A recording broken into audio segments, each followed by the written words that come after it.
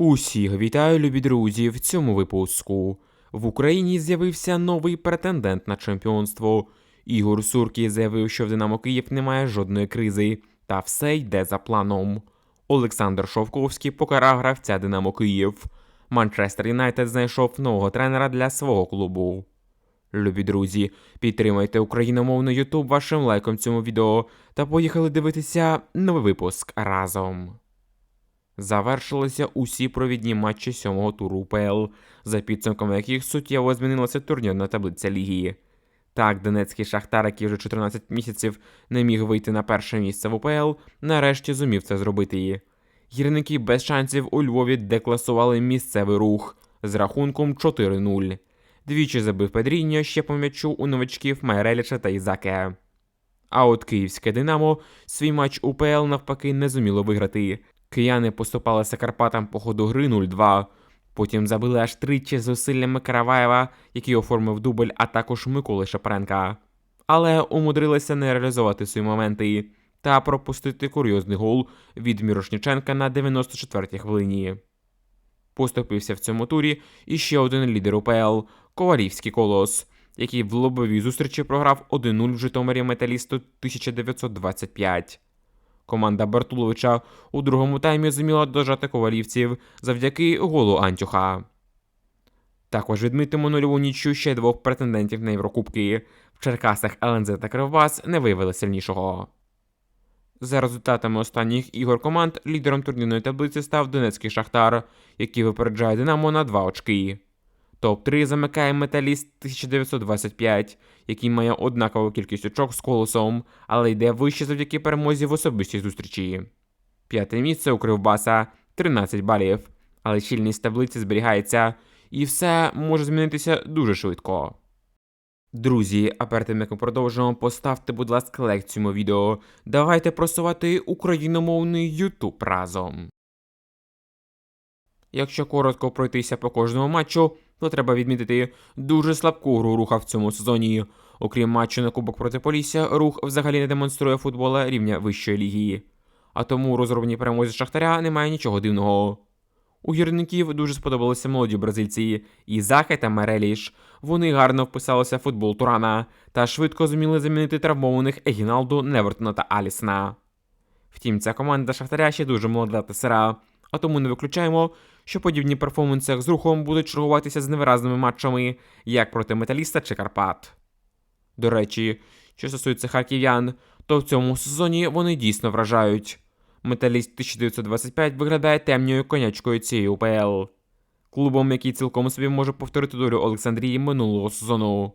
І хоч команда була зібрана фактично лише літом, і вона тільки перебуває у стадії свого розвитку, але треба віддати належне Бартуловичу, який швидко зумів побудувати гарний колектив в Металісті. Зрозуміло, що тягатися Шахтарем харків'янам поки зарано. Але якщо враховувати кризу в Динамо та нестабільність Полісся і Карпат, то цілком собі поборотися за друге чи третє місце у Металіста 1925 є всі шанси. А от київське Динамо, якщо продовжить грати так погано, як воно це робило в матчі проти Карпат, особливо в першому таймі, то може опуститися не тільки на друге місце в лізі, але й значно нижче. Динамо вже втретє поспіль втрачає бали в матчах УПЛ, і це вже не співпадіння, а певна закономірність. Цікаво, що в усіх матчах Динамо стабільно по голу перевозить зять Суркіса Біловар, але Шовковський продовжує його наполегливо ставити в основу. Натомість іншого захисника Динамо Тараса Михавка Шовковський вирішив провчити та не поставив в основу на матч проти Карпат.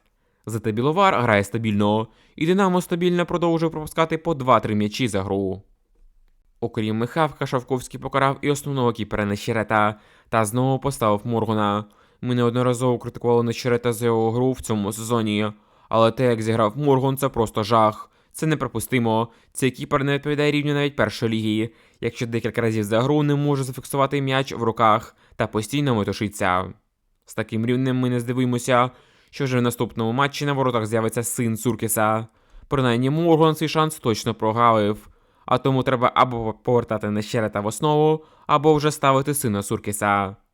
А взагалі Динамо саме винно, що відмовилося від запрошення Бущана влітку, і тепер пожинає плоди своєї геніальної трансферної кампанії. Поринь у світ футболу разом з Favbet. А от президент Динамо Київ Ігор Суркіс не вважає, що в клубі є якась криза. Цитуємо власника Динамо. Чи перебуває Динамо в кризі? Є ж не Нострадамус і не Баба Ванга. Це футбол, і через таке потрібно теж пройти. Я б не говорив про якусь кризу, не варто. Так, команда пропускає багато, але вона передусім має забивати по 5-6 голів. Ось у чому сіль. Говорити про якусь кризу, повторюсь, не варто. От, наприклад, Реал Мадрид програв Атлетіко 5-2.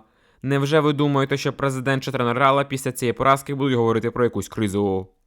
Коли така команда, як Реал, пропускає 5 голів, їм, напевно, куди більш прикро має бути, ніж нам зіграти 3-3 з Карпатами. Я вже багато років на чолі клубу і повинен спокійно до такого ставитися. Хоча й переживаю за результати Динамо не менше, ніж болівальники. Але за нічими слідом йдуть перемоги. Про яку кризу ви говорите? Команда 39 матчів у чемпіонаті не програє. Сподіваюся, ця безвиграшна серія прерветься, сказав Ігор Суркіс. Підтримав свого президента і головний тренер Олександр Шовковський, який вважає, що винним у черговій втраті балів Динамо є не фарт, а також погане суддівство. Цитуємо Сашо. Забити 3 м'ячі, в принципі, достатньо для перемоги. Ми мали ще багато можливостей забити, але не пощастило. У першому пропущеному м'ячі, на мою думку, помилка арбітра. Не знаю, що він там дивився. Коли Піхронок був на м'ячі, мав грати, його збивають і починається атака, з якої нам забивають гол. Що стосується інших пропущених м'ячів, то у другому м'ячі винен Караваєв. Це позиційна помилка Караваєва, яка призвела до того, що він необачно розібрав ситуацію, пішов між двох гравців, хоча міг і мусив залишатися. Третій гол – це позиційна помилка воротаря. Але не переживайте, я завжди знаходжу потрібні слова для своїх гравців. Також Шовковський відповів на питання, чому не грає ветеран команди Андрій Ярмоленко, а натомість у старті виходить румун Бленуце. Ось що сказав Шовковський. Якщо Ярмоленко поставити ворота, то напевно так Бенуце краще за нього виглядатиме в нападі. Це точно. Іронічно відповів Шовковський. Друзі, а в чому ви вбачаєте головну причину невдач Динамо? Та як киянам виходити з цієї кризи? Напишіть вашу думку в коментарях нижче. Панантінейкос виставив дедлайн для Реброва. Тема з можливим відходом головного тренера збірної України Сергія Реброва зі своєї посади набуває подальших обертів. Як стало відомо виданню Sport.ua, керівництво грецького Панантінейкоса дало головному тренеру національної збірної України Сергію Реброву, якого хоче бачити біля керма своєї команди, час до кінця вересня для розірвання контракту з УАФ. За наявною інформацією, президент УАФ Андрій Шевченко категорично відмовляється відпускати Реброва. Там варіант зі зміною керівництва збірної навіть не розглядається. Втім, Сергій Ребров дійсно серйозно налаштований змінити прописку в тренерській діяльності і для вирішення своїх особистих питань збирається заручитися навіть підтримкою перших осіб України. Ну і наостанок, друзі, термінова новина з європейського футболу. Став відомий кандидат на заміну Аморіму в Ман Юнайтед. Англійський фахівець Гарет Саутгейт вже найближчим часом може зайняти крісло головного тренера в Манчестер Юнайтед. Згідно з інформацією видання TalkSport, колишній наставник збірної Англії є одним із кандидатів на заміну Рубена Аморіма в манчестерському клубі. Співвласник червоних дияволів Джим Редкліф вже безпосередньо зв'язувався з 55-річним Саутгейтом. За даними видання, М'ю не хоче зайняти Аморіма, однак не виключено, що таке рішення в результаті приймуть. Нагадаємо, Саутгейт тренував збірну Англії з 2016 по 2024 роки. Разом з командою виходив до фіналу Євро-20. М'ю зараз дуже схоже на Динамо.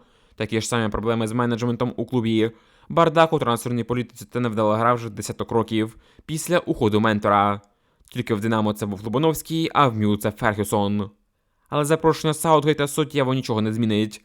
Гарета часто критикували за консервативний, стерильний футбол у збірні Англії. І якщо грати за його тактикою і в клубному футболі, то для перемоги треба мати в своєму складі Роналдо, Модрича, Бензема, Кроса чи праймових Бейла та Іско, як це колись було у Зідана в Реалі. А з наявними футболістами та високою конкуренцією АПЛ, М'ю так і залишиться середняком ліги, а можливо навіть паде ще нижче. А тому краще вже дати шанс допрацювати Аморіму, хоча б цей сезон. А у нас на цьому все. Любі друзі, поставте, будь ласка, лайк цьому відео та підпишіться на канал. До нових зустрічей. Бережіть себе та Україну.